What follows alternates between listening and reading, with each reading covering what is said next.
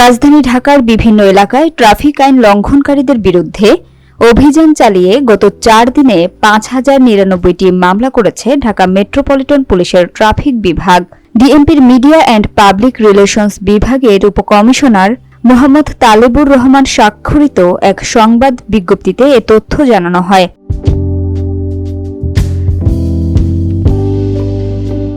বিজ্ঞপ্তিতে বলা হয়, গত মঙ্গলবার ডিএমপি ট্রাফিক বিভাগ ১,৬৭৭টি মামলা করেছে। এছাড়া ৩৪৬টি গাড়ি ডাম্পিং এবং ৭৬টি গাড়ি রেকার করা হয়েছে। বুধবার ১৩৪৪টি মামলা করা হয়। এ সময় ২৯২টি গাড়ি ডাম্পিং এবং ৬৭টি গাড়ি রেকার করা হয়। বৃহস্পতিবার ১১৯৩টি মামলা করা হয়। সঙ্গে ২৫৯টি গাড়ি ডাম্পিং এবং ৬৭টি গাড়ি রেকার করা হয়েছে।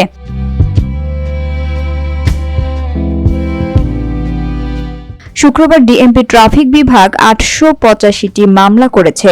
এদিন ১৬৯টি গাড়ি ডাম্পিং এবং ৪৬টি গাড়ি রেকার করা হয়েছে।